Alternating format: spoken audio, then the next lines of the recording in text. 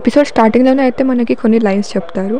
ఒక ఫాక్స్ కనుక 100 ఇయర్స్ దాటితే అది ఒక ఉమెన్లా మారచ్చు అండ్ ఆల్సో అది రిలేషన్షిప్లో ఉండొచ్చు. అదే కనుక 1000 ఇయర్స్ అయితే ఒక ఫాక్స్కి అది మైల్స్ దూరంలో జరుగుతున్నవి కూడా వాటికి తెలుస్తాయి. ఎపిసోడ్లోకి వెళ్ళిపోతే మనకి ఫస్ట్ జియా ఇంకా వాళ్ళ మమ్మీ డాడీని చూపిస్తారు కార్లో వెళ్తున్నట్టు. తను చాలా హ్యాపీగా ఉంటుంది ఎందుకంటే ఆ రోజు తన బర్త్డే. జియాకి వాళ్ళ మమ్మీ ఒక హార్స్ బొమ్మ తన బర్త్డే గిఫ్ట్ లాగా ఇస్తుంది. అలాగే వాళ్ళు వెళ్తున్న స్ట్రీట్లో వాళ్ళ ఒక్క కారే ఉందని వాళ్ళు గమనించారు. అండ్ ఆల్సో చాలా స్ట్రేంజ్ థింగ్స్ అయితే జరుగుతూ ఉంటాయి. లైట్స్ కూడా ఆఫ్ అయినందుకు సరిగ్గా కనపడకపోవడంతో వాళ్ళ కార్కి యాక్సిడెంట్ అవుతుంది. ఇంకా చూస్తుంటేనే కార్ మొత్తం రివర్స్ అయిపోయి జియా తలకిందులుగా వేలాడుతూ ఉంటుంది. అటుపక్క జియా ఇద్దరు రావడం గమనించి కాపాడండి అని అడుగుతుంది. కానీ ఆ ఇద్దరు ఎవరంటే జియా అమ్మా నాన్న. వాళ్ళని చూసి జియా చాలా భయపడిపోతుంది. అలాగే సడన్గా నిద్ర నుంచి లేస్తుంది. ఇదంతా కళ అనుకుని వాళ్ళ మమ్మీ డాడీని హక్ చేసుకుంటుంది.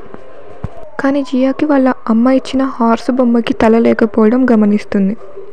అలాగే తనకు యాక్సిడెంట్ అయినప్పుడు తన షర్ట్ పైన బ్లడ్ మార్క్ ఉంటుంది. అవన్నీ చూసి జియాకి కొంచెం డౌట్ వస్తుంది. అలాగే అప్పుడు టీవీలో ఎవరో చనిపోయారు యాక్సిడెంట్ వల్ల అని న్యూస్ వస్తుంటే వాళ్ళ అమ్మ నాన్న నవ్వుతూ ఉంటారు. వీటన్నిటిని స్ట్రేంజ్గా అబ్జర్వ్ చేసిన జియా తనకి వాల్నట్ కుకీస్ ఇవ్వమని తన అమ్మని అడుగుతుంది.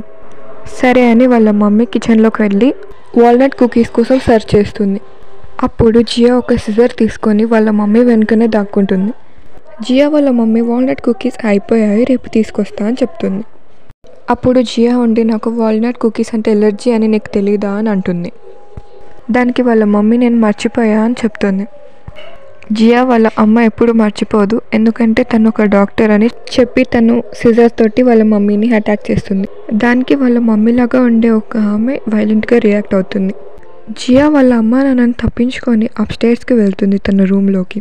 జియా తన రూమ్లోకి వెళ్ళి డోర్ లాక్ చేసి టేబుల్స్ అవన్నీ అడ్డం పెడుతుంది. అయినా కూడా వాళ్ళ మమ్మీ డాడీ ప్లేస్లో ఉన్న ఆ ఇద్దరు లోపలికి రావడానికి ట్రై చేస్తుంటారు. అప్పుడే ఏవో సౌండ్స్ వస్తూ ఉంటాయి. సడన్గా రూమ్లోకి లియోన్ వస్తాడు. అప్పుడు లియోన్ జియా తోటి నువ్వు ఆయుమా అని అడుగుతాడు. ఆయుమా కాదా అని తెలుసుకోవడానికి లియోన్ తన పవర్స్ని జియా మీద యూజ్ చేస్తాడు. తనకి కావాల్సిన అమ్మాయి జియా కాదని తెలుస్తుంది.